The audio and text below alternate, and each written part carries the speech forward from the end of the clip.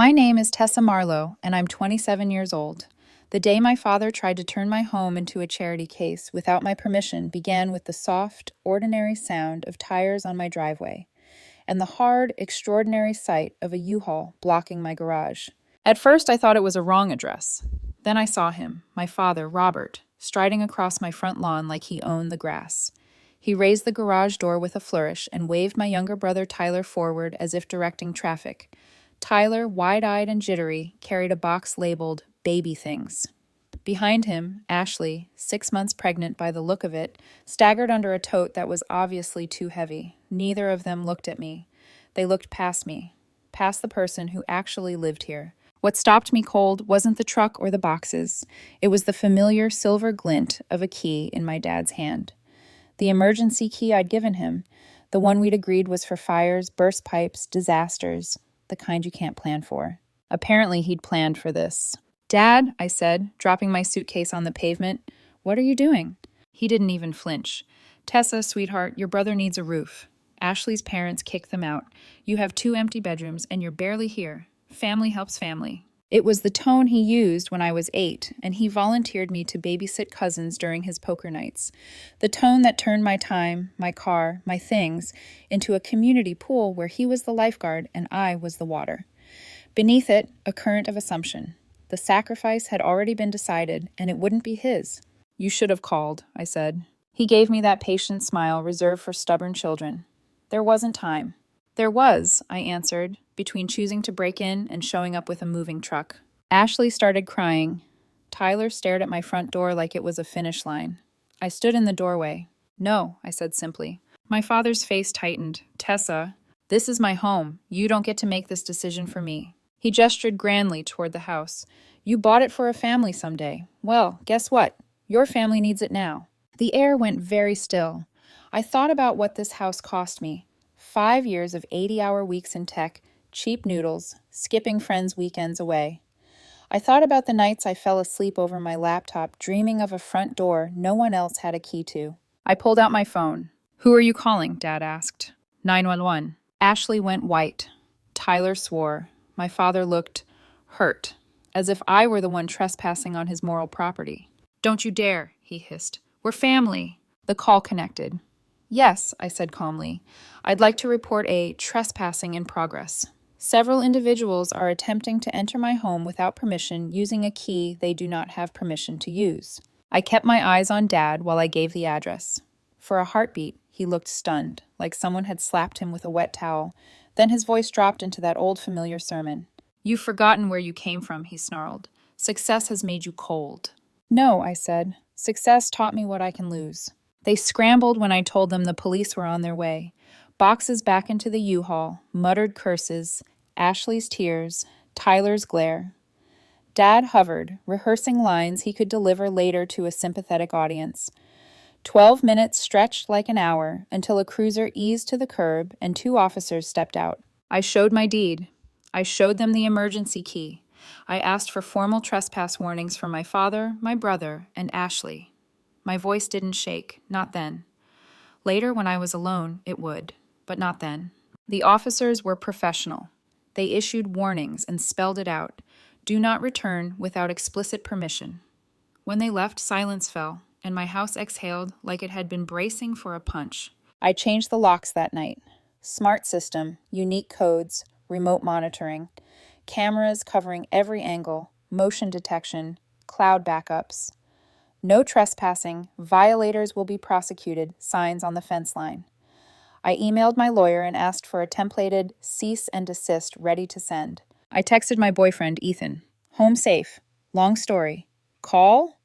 He called immediately, voice warm and steady, the kind of voice that puts the bones back in your spine. "I'm proud of you," he said, after listening without interrupting. "You did the right thing." He offered to come over. I told him I needed one night alone in my space, my quiet, my aftermath. By the time I hung up, my phone was filling with the other kind of messages. My mother. "How could you do this to your brother's unborn child?" My aunt. "Cold. Just cold." Tyler. "You ruined my life and stressed Ashley. What if something happens to the baby?" My father, via voicemail. You're not the daughter I raised. It was a chorus, each voice singing the same lyric. Your boundaries are violence. Here's the lyric I sang back in my head. Breaking into my house is violence. Deciding my resources are public property is violence with a smile. I didn't respond. Not to any of them. My therapist calls it non-engagement. My grandmother calls it not watering the weeds.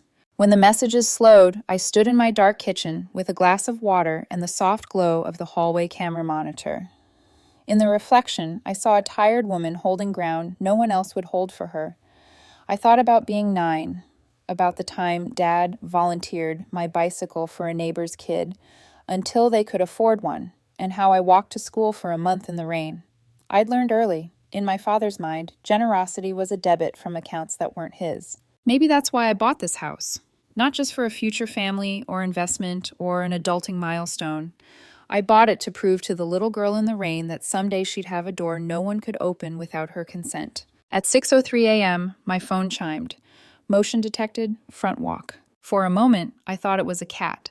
Then I tapped the feed and saw a woman in a cardigan, holding a hand-lettered sign, "Have mercy on your family." My mother stood just outside the property line, chin tucked, already crying. The camera timestamp looked like a verdict. My house was awake. So was the war. I didn't go outside. Not yet. I watched her shift from foot to foot, watched her call someone and nod, watched her glance up at the camera like it was a judge she could still charm. Behind her, the neighborhood looked ordinary. Inside, my heart paced the hallway like it was wearing a groove. When I finally stepped onto the porch, I stayed on my side of the line. "Mom," I said, "this is embarrassing." She sniffled theatrically. "Tessa, please, they're sleeping in their car." "They're sleeping in their car," I said, "because Tyler chose not to pay rent at Ashley's parents' house despite having a job." "You have space," she whispered. "What's the point of success if you won't help family?" "Boundaries," I said. "That's the point. That's the test I'm passing." She talked for an hour.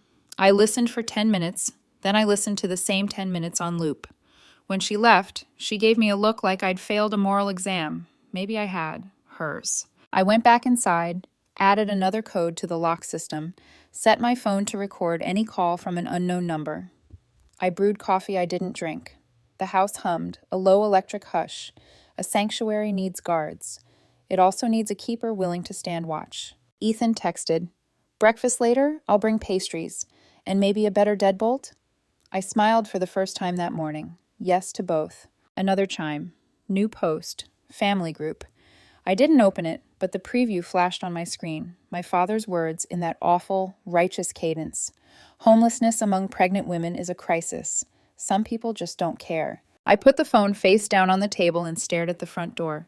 For a second, I pictured a locksmith's drill biting into my lock. I pictured Tyler's knuckles white around a crowbar. Foreshadowing felt like superstition until you'd lived with people who made escalation a sport. I told myself I was being dramatic. I also set the cameras to high sensitivity and moved the spare key I hadn't given away into a safe only I could open. By noon, the narrative had left my house and entered the street, the group chat, the cousin network, the vague book feeds. My grandmother called, voice brisk as a starched collar. "Good," she said when I told her everything. "Your grandfather and I lost more to guilt than we ever did to taxes. Don't you give them a dime of your piece." I almost cried, not from the scolding, but from being seen by someone who didn't ask me to bleed to prove my love. That night, under a roof I paid for, with locks I controlled and cameras that watched when I slept, I dreamed the old dream. The little girl in the rain, walking without a bicycle. But this time she looked up at the porch light, at the door that was mine, and she smiled. At 2:11 a.m., the camera caught headlights easing past my curb, pausing, then crawling forward again. My phone buzzed.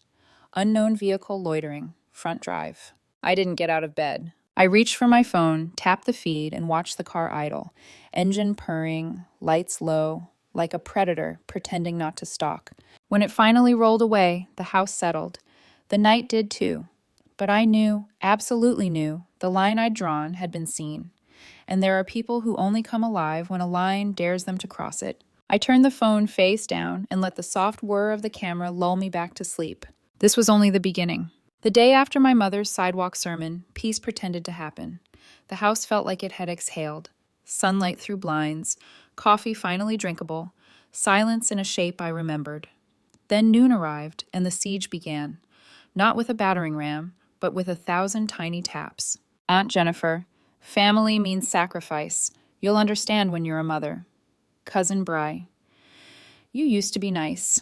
A number I didn't know. If the baby gets sick from stress, that's on you. I put the phone on Do Not Disturb, and it still sounded like rain on a tin roof. Notifications skittering across the glass. When I finally made the mistake of looking, my father had posted a carousel of articles about homelessness among pregnant women, captions practically blinking neon. Some people have houses and no hearts. He'd tagged me. He'd tagged everyone. My grandmother called and cut through the noise like a bell. Are the locks changed? She asked, no greeting. Yes, Grandma. Do you have the deed handy? Yes. Good. Don't argue with fools. They'll drag you down to their level and beat you with experience. I could hear dishes clinking in her sink, the life she'd built with her own 2 hands. Your father was always generous with other people's things. He thinks goodwill grows on trees in your backyard. What if I'm wrong? I asked, surprising myself. What if I've gotten hard? Hard? No, you're clear. People who benefit from your confusion will call that cruelty. Wear the slander like pearls. She paused. And if they show up again, call the police and don't you flinch. I promised. When we hung up, I stared at my reflection in the blackened phone screen and tried to see hardness. All I saw was a woman refusing to be harvested. That afternoon, Tyler found me at work. Security pinged my badge as I came down to the parking garage. The concrete smelled like dust and brake pads. He was waiting by my car, hands jammed in his hoodie, shoulders pitched forward in a posture I knew too well. The world has wronged me, and you will fix it. Are you serious right now? He snapped before I could open my mouth. Ashley hasn't stopped crying. She had cramps last night. A security guard eased into frame like a shadow, respectful but present. Then find a solution that isn't my living room, I said. You've changed, he said. Ethan's making you cold. Don't bring him into this. My keys clicked loud in the still air. You made adult choices. They have adult consequences. That isn't cold, it's math. Dad's right. Money turned you into... He stopped because he couldn't say it in front of the guard. He didn't need to. I'd been called worse in the last 24 hours than a weather pattern. You can be mad at me, I said. You can even hate me for a while, but you will not loiter around my job. This ends now. I nodded to the guard, who understood that nod like a language. He walked Tyler to the elevator. My brother twisted to look at me over his shoulder, expression perfect as a photograph captioned, Betrayal. By the time I got home, a GoFundMe existed in the wild. Help Tyler and Ashley find housing. The description might as well have been written by a courtroom novelist with a personal vendetta. Wealthy sister refuses to help her pregnant family, heartless beyond belief. It had already raised $300 from relatives who always have a sermon but never a spare room. I reported it for defamation. It vanished an hour later, replaced by Facebook paragraphs about girls who forget their roots. Girls. As if I'd been placed in perpetual adolescence for easy scolding. Ethan came over with pastries, and that better deadbolt. He spread screws and a new strike plate like surgical instruments on my entryway table. You don't owe anyone an apology, he said as the drill purred. Your house, your rules. I leaned against the wall, grateful for the weight of his competence in my space. The narrative they're spinning isn't yours to manage, he said, looking up. You manage your door. You manage your peace. Let the rest catch fire if it wants. He's not a poet, my Ethan, but sometimes he says something, and the air rearranges itself in agreement. After he left, I opened a message request from a name I didn't recognize, then realized I did. Digitally, like everyone knows everyone. Maya Carlson, Ethan's ex-girlfriend. The one who'd tried to poison the well in year 1 of us, then stopped when she realized our boundaries included no revisiting dead gardens. Maya, pressing charges on family? That's a... Look, just hoping you're not pushing Ethan into something he'll regret. I let the dots blink, hers and mine, until they gave up. Then I blocked her. I wasn't giving her ghost even a footstep in my hall. 2 days later, my mother texted, Coffee? Just us. Neutral place. Neutral. The word tasted like a trick. We met at a downtown cafe that believed in filament bulbs, chalkboard menus, and a fierce reverence for ethically sourced croissants. I picked a table by the window and watched my mother approach. She wasn't alone. Dad arrived 2 steps behind her. Tyler and Ashley slipped in on the wake of their shadow. Aunt Jennifer waved from the corner like she'd just bumped into us by coincidence. On the table, a stack of printed pages, paper clipped like homework. I almost turned around and walked out, a clean pivot, a quiet exit. But I sat. I have a stubborn streak. It's an ancestral inheritance. This is an intervention, Aunt Jennifer declared, clasping her hands. For what? I asked. For forgetting that we are a family, my mother said, voice already cracking, tears cresting before the ocean arrived. For turning your back. My father slid a printed page across to me, the top line bolded like a thesis. Family values statement. He had bullet points. Of course he did. He'd turned my life into a board meeting and assigned himself chairman. Mom read first. It was a soft-spoken autopsy of my character. We didn't raise you to be heartless. What is the point of having spare rooms if they remain empty while your family suffers? I sacrificed for you. I expect you to do the same. Tears dotted the paper like rain on sidewalks that refused to flood. Dad's statement was about legacy. Tyler's was a string of accusations. You ruined my life. You're making Ashley sick. That landed like dull stones. Ashley spoke last, wiping her eyes. I never had a stable family. I thought Tyler's would be different. When they finished, I pulled out my phone. My hand didn't shake. I opened the video from the day the U-Haul opened my driveway like a wound. I pressed play and set it face up on the table. We all watched Dad use my emergency key to let himself into my home. We watched him wave people forward. We heard my no, steady as the spine of a book that refuses to be snapped. We heard him call me selfish loud enough for neighbors to learn my sins. We heard my call to 911. We heard him scoff when I said trespassing. Let's be clear, I said when the video ended and silence pressed in. Dad broke into my house to move people in without my knowledge or consent. When I enforced a boundary, you called it cruelty. My father opened his mouth, closed it, opened it again. You overreacted. Boundaries always seem like overreactions to people who are used to you having none, I said. I turned to Tyler. You're 20. You chose to drop out. You chose not to pay rent. You chose unprotected sex. Adult choices. Adult consequences. Ashley winced. It wasn't performative, not this time. It looked private. The expression you make when you see the shape of your future in a different light. And as for you, I said softly to my mother, lower so it slid under the table instead of smashing on top. You've taught Tyler that rules are optional and feelings erase facts. That ends with me. You're materialistic, Aunt Jennifer sniffed. Things over people. I actually laughed. Materialistic because I won't let you steal my material. That's rich. I pointed toward Jennifer's imagination. Your 4-bedroom house with both kids out. Renovating, right? Not a good time? Strange. Seems like no time is good when the ask lands at your door. She flushed. People who love charity often mean, as long as I don't have to do it. Here are my terms, I said, and put a printed letter on the table the way my father had placed his values. My lawyer's header gleamed in the corner. Anyone who shows up at my property will be arrested for trespassing. I've issued warnings. I have cameras. I will pursue charges. I am done defending this. You would send your father to jail, my mother whispered. If he commits a crime at my house, I said, I will let the law do its job. Dad scoffed. You think you're the law now? No, I said. I think I live in a society. It has them. I stood. So did my mother, instinctively, as if she could catch me in her arms and rewind me by 20 years. Tessa, she said, and beneath the wobble, I heard the plea that lived in my name. Be who we need you to be, not who you are. I left the cafe and walked into air so bright it felt scrubbed. The city moved around me, unconcerned with our family theater. Sun hit my face. A child laughed. A dog barked at a pigeon with wild optimism. For a moment, I was nobody's daughter, nobody's sister, just a woman on a sidewalk with a right to go home to her own door. That night, the notification came from a number I didn't recognize. Hi, I'm Linda, Ashley's mother. I read it twice before I answered. I wanted you to know we never kicked Ashley out, Linda said, voice tired but kind. We asked Tyler to contribute after 3 months of living with us rent-free while working. He convinced Ashley to leave, saying your family would take care of them. We'll take Ashley back, today, if she comes alone. The circuit completed itself in my head. Dad's assumption, Tyler's entitlement, my house as the softest landing. I thanked her.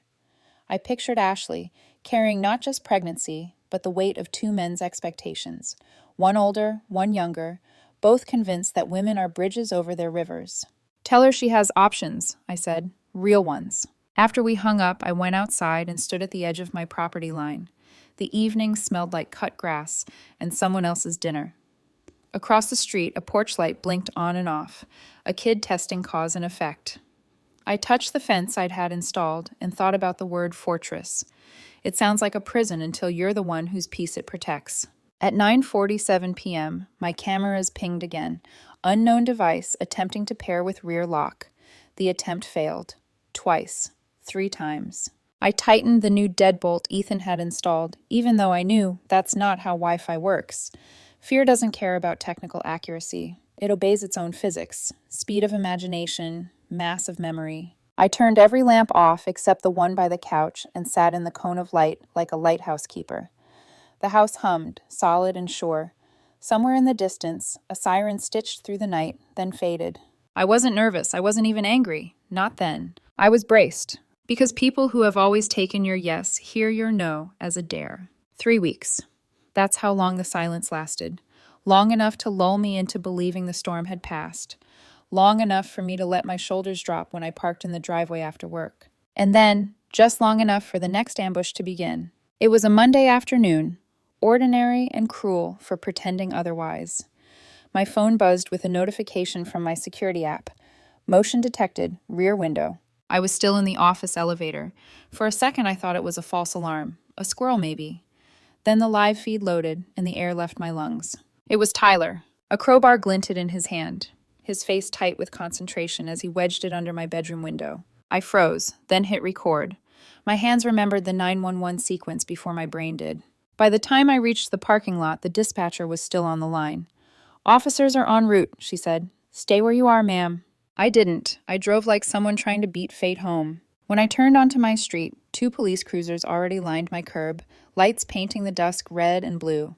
Tyler stood cuffed by the garden hedge, eyes wide, mouth moving too fast for sense. The officer waved me over. "You the homeowner?" "Yes," I managed, voice strangled but steady. They'd caught him in the act. Attempted breaking and entering. Possession of burglary tools. Violation of a trespassing order. "Press charges?" the officer asked. I didn't look at my brother when I said, "All of them."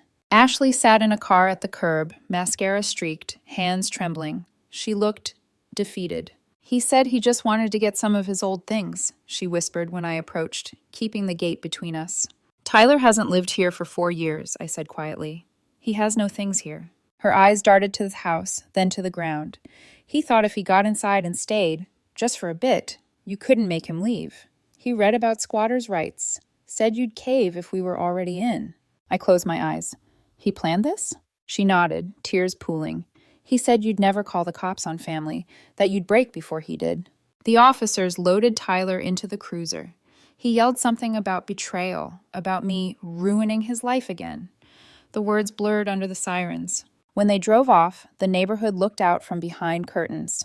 My world shrank to the thrum of adrenaline in my veins and the quiet sobbing on the sidewalk. Ashley's voice shook. "I'm so sorry. I didn't know he'd—" "You're not the one holding the crowbar," I said. "But you knew he was wrong and you followed him anyway. Please, go home. Go somewhere safe." She nodded.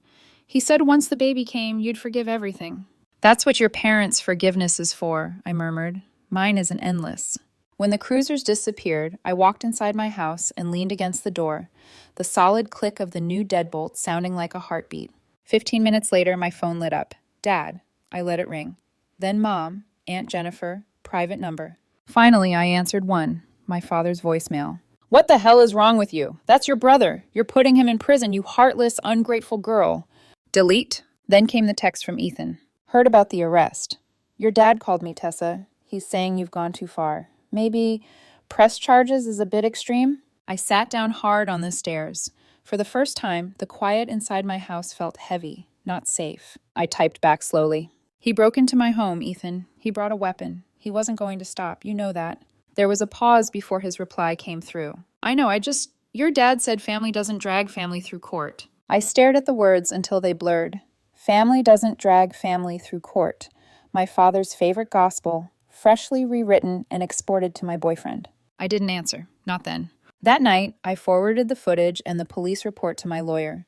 We filed for restraining orders, Tyler and anyone acting on his behalf. By morning, the story had spread. According to the family chat, I'd trapped a pregnant woman outside while she begged for mercy. The burglary attempt had become retrieving personal belongings. Dad's version changed hourly, but always cast him as the martyr, me as the monster. Grandma Elizabeth, bless her unshakable pragmatism, left one voicemail. Good. Maybe a few nights in a holding cell will teach that boy respect. You did right. Don't flinch now. But my mother's voice broke when she called. He's your brother, Tess. He could go to jail. He broke in, I said. He's confused. He used a crowbar. He's desperate. Because Dad taught him to be, I snapped. The silence on the other end told me she knew I was right. 2 days later, I came home from work to the whir of police lights again. Only this time it wasn't Tyler. It was my father. At 3 a.m, my security system had detected someone at the gate. The feed showed Dad with a locksmith, whispering frantically, gesturing toward the house. When the locksmith hesitated, Dad handed him papers. Fake papers, I later learned, claiming he was the homeowner locked out. I'd woken to the alarm, grabbed my phone, and dialed 911 while still in bed. By the time I threw on a coat and stepped outside, the police were there, floodlights painting my lawn silver. What the hell are you doing? I demanded through the gate. Dad's voice cracked. I'm helping my family. You're committing breaking and entering, I said. Again. He gestured wildly at the locksmith, who was already backing away. She stole this house with my money. I have every right. Your name's not on the deed, I cut in. Not 1 cent of yours bought this. His eyes flashed, desperate. You've lost yourself. What kind of daughter calls the cops on her father? The kind whose father keeps showing up at 3 a.m. with locksmiths, I said. They cuffed him gently but firmly. The locksmith apologized over and over. He hadn't known. My father shouted as they led him away, voice echoing off the quiet houses. You think you're safe behind those locks, Tessa, but you're alone. I didn't answer, because he was wrong. I wasn't alone. I had boundaries, and those hold better than blood when blood turns toxic. Ethan came over an hour later, eyes wide. Jesus, Tess. Yeah, I didn't think your dad? Like father, like son, I said softly. They both thought my silence meant permission. He took my hand. I'm sorry for doubting you. I get it now. I believed him because I needed to. Over the next week, I pressed charges on both of them. My lawyer said it was airtight, recorded footage, trespassing orders, police witnesses. Still, the guilt came in waves. Not because I'd done wrong, but because they'd taught me since birth that defending myself was wrong. Mom called, voice raw from crying. Please, Tess, don't press charges against your father. He tried to steal my house. He's trying to help Tyler. He's trying to commit a crime, I said flatly. That's not help. Silence. Then, small. I don't even know who you are anymore. Finally, I whispered, you see me. After that, I stopped answering calls from anyone except my lawyer, my therapist, and Ethan. I sent cease and desist letters to every relative who messaged me. I filed for restraining orders. And at night, when the cameras hummed and the locks clicked home, I let the quiet remind me that peace doesn't mean everyone likes you. It means no one's pounding on your door. A week later, my cousin Nicholas called. They're staying with us, he sighed. Your brother and Ashley, for now. But it's a nightmare. He won't pay rent, complains nonstop. Thanks for the warning, I said. He hesitated. You're right, you know, about all of it. That night, I sat in my living room and looked around. The clean lines, the sunlight still faintly smelling of paint and effort. My sanctuary, my fortress. I realized I wasn't fighting for a house anymore. I was fighting for the right to decide who I am. And I was winning. But I also knew something my father and brother didn't. Victory always has aftershocks. And the ground under this family hadn't finished shaking yet. The courthouse smelled like disinfectant and old paperwork. 3 weeks had passed since the arrests, but I still felt their shadows stretching down the hallway. Tyler's lawyer offered a plea deal. 2 years probation, 200 hours of community service, mandatory counseling, and a restraining order keeping him 500 feet from my property. I signed, not out of revenge, out of exhaustion. Dad's case was uglier. His lawyer argued family miscommunication, but the locksmith video crushed that defense flat. He walked away with a year's probation, 100 hours of community service, and his own restraining order. The judge, an older woman with tired kindness in her eyes, looked at me over her glasses. Miss Marlowe, she said, you did everything right. Don't let anyone tell you otherwise. I didn't cry. Not there. But when I got to my car, I sat for 10 minutes and let the tears come, silent and hot. When you've spent your life absorbing guilt as a second language, justice feels foreign on the tongue. My family's reaction was nuclear. Dad called from an unknown number, shouting about betrayal until I hung up. Mom left a long message that sounded like grief mixed with denial. I never thought I'd live to see the day my own daughter sent her father and brother to court, she said. What will people think of us? I didn't answer, but my therapist later asked, why do you think she said us instead of him? Because Mom's whole life was plural. She couldn't exist unless someone else was attached. She didn't know how to be just her. Grandma Elizabeth, though, called with her signature brevity. Play stupid games, win stupid prizes, she said. About time they learned consequences aren't optional. She was the only one who didn't flinch from the word crime. Meanwhile, Tyler and Ashley moved in with my cousin Nicholas. At first, it was almost peaceful. Then Nicholas's wife, Sarah, messaged me privately. He doesn't lift a finger, late with rent, complains about food, keeps saying you'll regret everything when the baby comes. I thanked her and said nothing else. Ethan and I spent evenings quietly, takeout on the couch, a movie humming in the background. But one night he turned to me, expression careful. Do you ever wonder if you went too far? My chest tightened. What do you mean? He hesitated. I mean, they're family, Tess. Maybe therapy and forgiveness could fix things, not court orders. I stared at him. Forgiveness doesn't fix locks, Ethan. Forgiveness doesn't keep people from breaking windows. He winced. I didn't mean it like, I know how you meant it. I stood, pacing.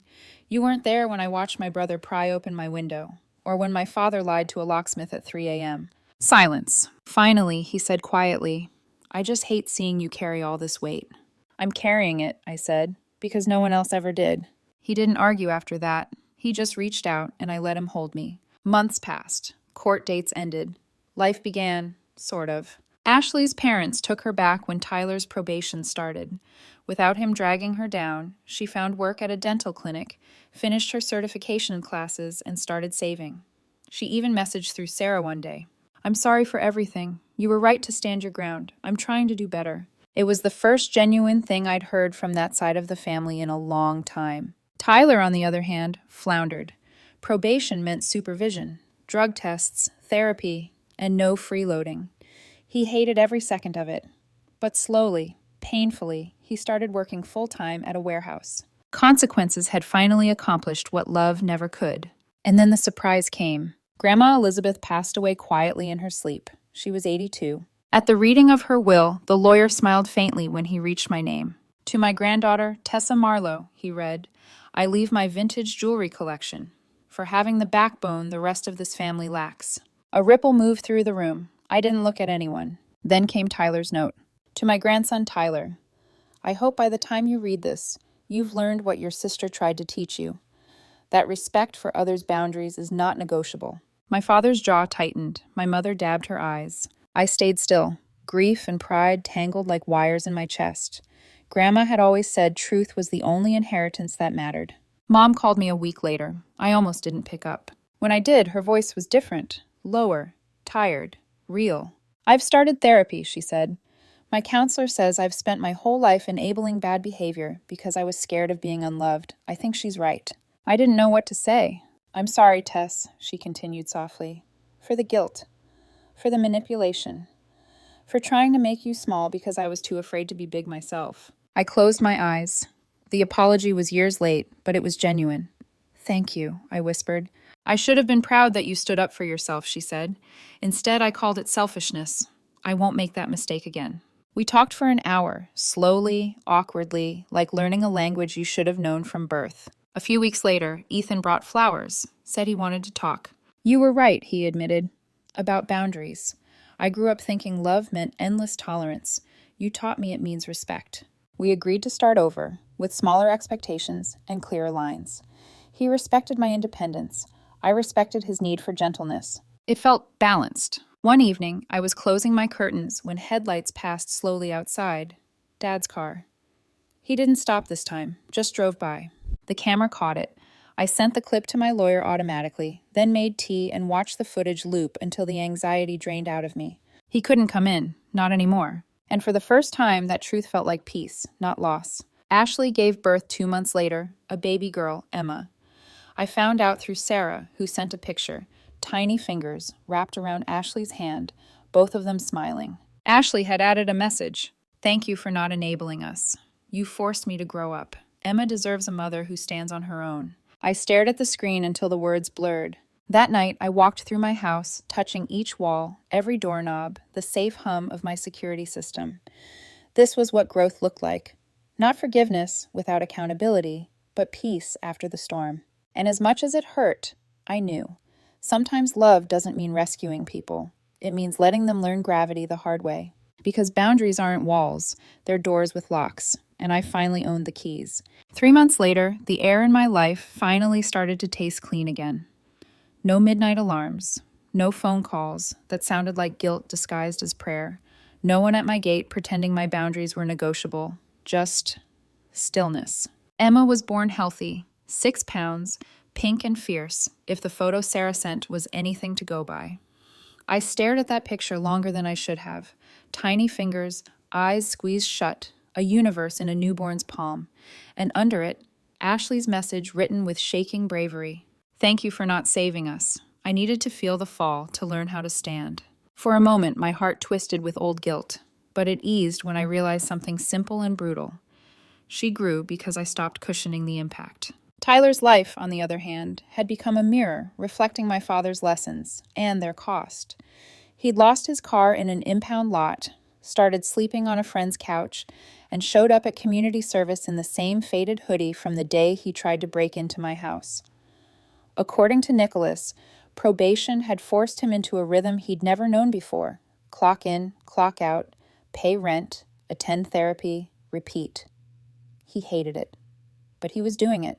That's the thing about consequences. They don't feel like justice at first. They feel like pain. But sometimes pain is just accountability wearing work boots. Dad didn't take it well. He and Mom officially separated after the sentencing. She stayed in their house, going to therapy twice a week, while he moved into an extended stay motel near the highway, just far enough for distance, not far enough for change. The last time I saw him was at Grandma's memorial service. He stood at the edge of the crowd, thinner, quieter, wearing a suit that didn't fit anymore. Our eyes met across the room, and for a second, I thought he might come over. Instead, he looked down at his hands, turned, and walked away. He didn't say a word, neither did I. Afterward, Mom squeezed my hand and whispered, "You were right, I just didn't want you to be." It wasn't a confession, it was a surrender. The weeks after that were quiet in the strangest way, the kind of quiet that makes you realize how loud chaos had been. I poured myself into work, accepted a promotion that had been waiting in limbo during all the court dates, and finally started sleeping through the night without checking the security feed every hour. Ethan stayed. He didn't try to fix me anymore. He just showed up. Coffee on Sundays, soft laughter in my kitchen, the easy normalcy of someone who finally understood that love doesn't have to mean invasion. He once said, "Your house feels alive now." I smiled. It's breathing again. Sometimes I'd stand by the window and watch the world move past. Delivery trucks, dog walkers, the neighbor's kid learning to ride a bike, and think about how much of my 20s had been spent defending something most people take for granted: the right to peace inside your own walls. Family doesn't mean open access. It doesn't mean you're a safety net they can cut without asking who weaves it back together. It means choice and respect and accountability. I didn't always have those words before, but now they're carved into me like initials on a tree, permanent, visible, mine. Mom came by one afternoon, months after everything settled. She stood on my porch, holding a small box. "For you," she said softly. Inside were old photos, me and Tyler as kids, muddy and smiling. "I'm not asking for anything," she said. "I just thought you'd want these back." We sat on the porch for an hour. She told me about her therapy sessions, how she's learning to say no without guilt, how she's starting to see her own patterns. "I wish I'd learned it sooner," she said. "Then maybe you wouldn't have had to teach it this way." I took her hand. "It's okay, I learned it anyway." She smiled through tears. "You didn't just learn it, Tess. You lived it." For the first time, it didn't feel like a wound when she said my name. It felt like recognition. One night, months later, I found myself scrolling through old text messages I never deleted. The ones that called me heartless, selfish, a disgrace. I reread them without flinching. They used to sting like acid. Now they felt like artifacts, proof of an old world I no longer lived in. I thought about Tyler working late shifts, about Ashley rocking Emma to sleep in the soft glow of her phone's nightlight, about Dad, maybe sitting in that motel room staring at walls that didn't answer him back, about Mom, braver now than she's ever been. And then I thought about myself, sitting in a house I earned, behind locks I control, under a roof that doesn't leak. Safe. It wasn't a fairy tale ending, it was something quieter, sturdier, real. A few weeks ago, Sarah texted me again. A picture of Emma, now smiling toothlessly at the camera. "She's crawling already," the caption said. "Ashley's applying for full custody. She's doing great." I looked at that little face and smiled, because in a way, that baby represented everything this story was about. New beginnings that start after the wreckage. Sometimes people call me cold for what I did. Maybe they're right. But cold steel is what keeps the door locked when someone tries to burn the house down. And warmth. Warmth is what you feel when you finally stop standing in the fire. For anyone reading this, or listening, or remembering, here's what I've learned. You are not cruel for protecting your peace. You are not selfish for refusing to be used. You are not heartless for saying no. If the people who love you demand that you live without boundaries, they're not asking for love. They're asking for access. Love doesn't need a spare key. My name is Tessa Marlowe. I'm 27 and I own my home. A house where only the invited may enter. A life where only the deserving get a seat at the table. If that makes me the villain in their story, then I'm proud to play the part. Because villains have boundaries, and heroes, they're often the ones too afraid to draw the line.